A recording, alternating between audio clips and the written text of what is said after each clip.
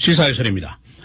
사이버 어택, 컴퓨터망의 공격을 당하는 것, 요즘에 거의 매일 듣는 이야기입니다.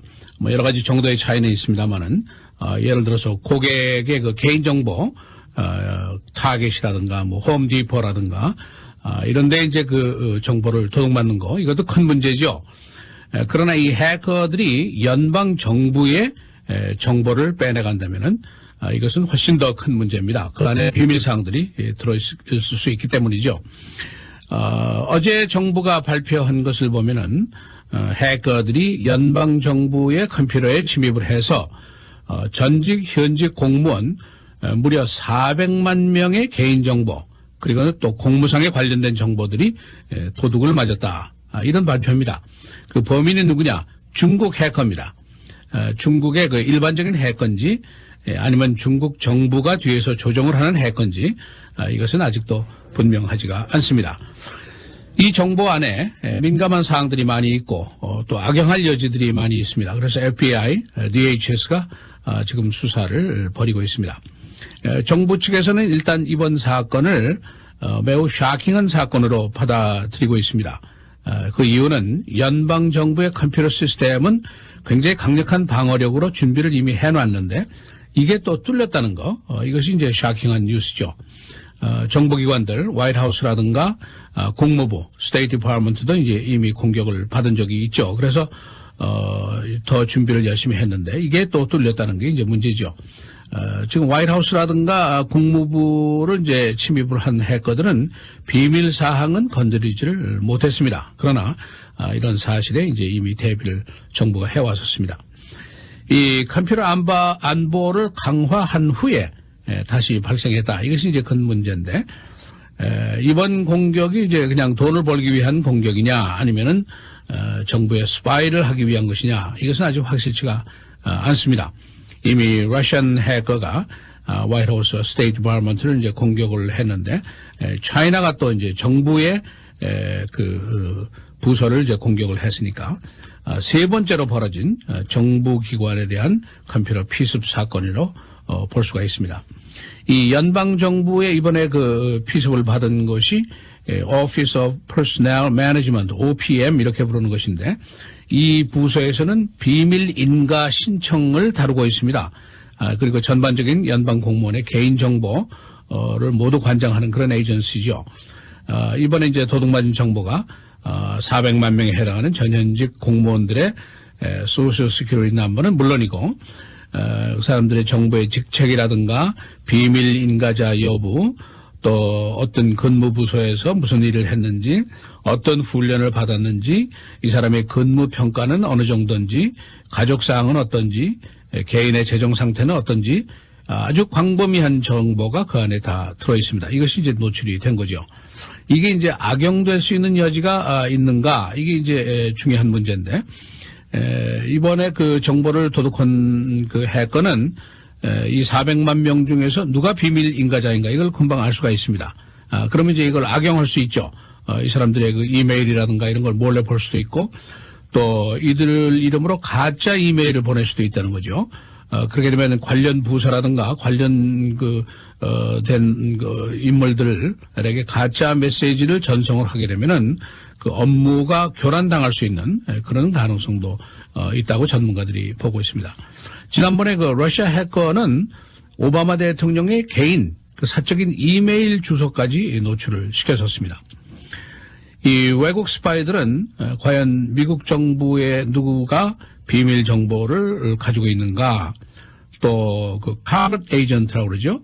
비밀 공작원이 과연 누군가 숨어서 은폐돼서 이제 스파이를 하는 사람이 과연 누군가 또 어느 과학자가 어떤 비밀 프로젝트에 관련이 되어 있는가 이런 거는 이제 항상 중요한 관심사죠. 그런데 자칫하면은 이것도 노출될 가능성이 있습니다. 뭐 대통령의 사적이긴 하지만은 이메일 주소까지 지금 노출이 되는 판이니까 이것도 가능하죠. 이것처럼 이제 사이버 어택이 이제 비일비재하고 계속되는 사건인데 이것과 관련해서 이제 여러 가지 다른 일들도 지금 벌어지고 있습니다. 첫째는 의회입니다. 이 사이버 어택 이걸 어떻게 사전에 차단할 수 있느냐 또 이 해커를 잡으면 어떻게 처벌을 할 수 있느냐 주로 외국에 있는데 이런 이제 법률 제정을 준비를 하고 있습니다. 그래서 일부 의원들은 이게 너무 늦었다. 빨리 서둘러야 한다. 그런 입장을 보이고 있습니다.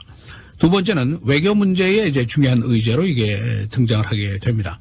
중국의 시진핑 주석이 바로 오는 9월에 미국에 국빈 방문을 하도록 스케줄이 되어 있습니다. 지금 미국과 중국 사이에 뭐 여러 가지 얽히고 설킨 문제들이 많이 있습니다만은 예를 들어서 최근에 그 남중국 해에 중국이 만든 그 인공섬 이게 이제 군사 기지화되고 있는 거 이게 지금 문제죠.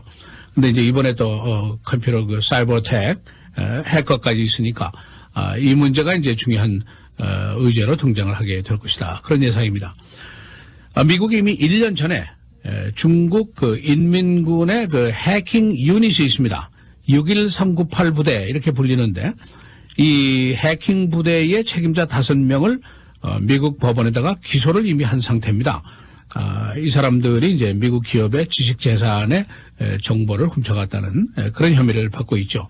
그러니까 미국이 이제 중국 군대에게 쐐기를 박으려는 이제 노력을 하게 된 것이죠. 그다음에 이제 또 NSA가 등장을 하게 됩니다. NSA가 영장 없이 국내에서 무슨 여러 가지 공식적인 논의 없이 아주 비밀리에 외국에서 출발한 해커들, 미국 내에 침입하는 해커들의 그 트래픽을 세심하게 조사를 이미 하고 있습니다. 지난번에 말씀드린 대로 NSA가 14년 동안이나 계속되어 온 대량 미국 시민의 그 통화 기록 감시 이것이 이제 최근에 의회가 이걸 개혁했죠. 법원의 영장 없이는 받지 감시하지 못한다 이제 이렇게 고쳤습니다만은 그러나 이것은 이제 전화 기록이 아닙니다. 컴퓨터 왕래 기록이죠. 그러니까 여전히 이제 비밀리에 감시를 하고 있다는 것이죠. 중국이라든가 러시아라든가 계속해서 미국의 그 연방 정부라든가 이런 기관을 이제 침입을 하고 미국 국경을 침입하니까 이걸 하지 않을 수 없다는 그런 이유입니다. 이 와중에 화이트하우스의 그 에이시안 팔러시 책임자, 그 에시아 정책의 책임자가 갑자기 사임을 하게 됐습니다. 에반스 미들라이즈라고 그러는 사람인데, 이 사람이 그 내셔널 시큐리티 카운슬의 멤버죠. 중국 통이고, 이 사람이 바로 그 에이시안 피벗, 아시아의 그 힘의 정점을 옮기자 하는 정책을 만든 사람이 바로 이 사람입니다. 이 사람이 이제 사임을 하게 됐는데, 표면상으로는 개인적인 사유다. 이렇게 되어 있습니다만은, 바로 이제 9월에 시진핑이 방미를 하는데, 이 바로 앞에 왜 사임을 하게 되느냐, 이런 의문이 당연히 있죠. 미국의 대중국 전략에 변화가 있는 것이 아닌가, 뭐 이제 그런 그 추측도 나오고 있습니다. 작년 가을에 오바마 대통령하고 시진핑 주석이 중요한 기후변화 협약, 클라이메이트 체인지에 대해서 양국이 공조를 하자 약속을 했죠. 그래서 미국과 중국의 관계가 크게 개선된 것이 아니냐 이제 그런 해석들을 했습니다만은 최근에는 말씀드린 그 남중국 해의 인공섬 문제가 있고 사이버 어택이 문제가 있고 사건이 계속되고 있습니다. 그래서 지금 의회 내에서 소위 그 엔타이 차이나 반중국 그 분위기도 고조가 되고 있습니다.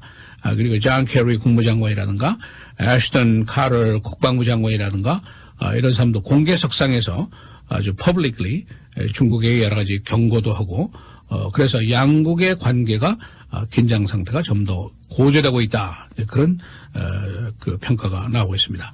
시사해설 김재일입니다.